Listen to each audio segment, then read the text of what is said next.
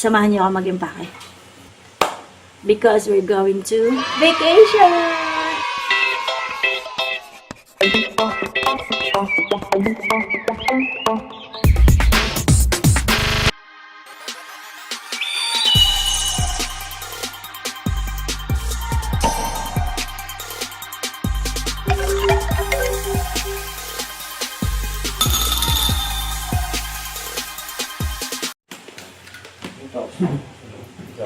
Hi everyone and welcome back to my channel. Okay, so kita niyo yung maleta.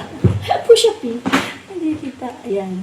So mag-i-impake tayo ngayon ng mga dadali natin because we're going to vacation. Okay. Ano-ano yung mga kailangan? Siyempre, andyan yung syempre, kailangan natin ng rash guard, pangligo, sa pen, sa beach, ayan.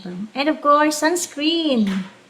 Kailangan natin yan. Protection nating balat. And protection din ng ating mga gadgets. Siyempre, kailangan na ng protection sa mata. So, sunglasses. And floaty ng ating mga bebe. Ayan.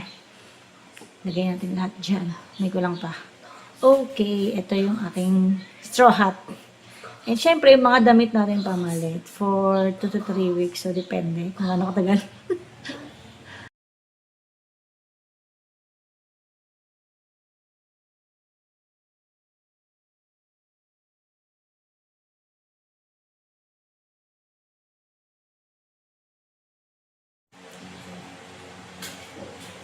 Siyempre, bago ang lahat, naglinis muna ako. Nilinis ko yung banyo, yung laundry area, yung kitchen, yung buong bahay actually. Yung bed. Para pagbalik namin, malinis yung bahay. Masarap magpahinga na lang, di ba?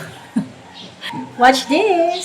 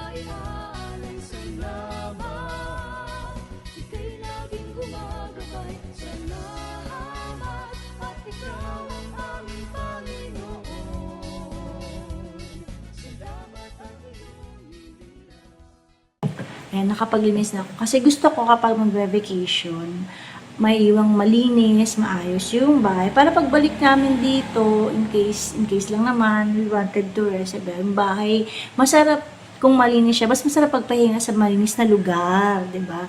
So, iniwan ko talaga yung banyo, yung kwarto, even the laundry, the kitchen, lahat inayos ko para masarap bumalik dito sa bahay, 'di ba?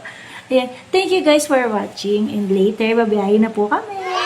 Mas masarap naman kasi 'di ba na uuwi ka sa bahay na malinis, maayos, na ready ng tulugan, ready ng pahingahan, ganyan. Okay, so ang haggard ko. Nakakapagod. But it's okay. Magbabakasyon naman tayo ng bongga. So, that's it for now. Thank you so much guys for watching. As I always say, may we always do great good things that will help and inspire people. See you on my next video. Bye!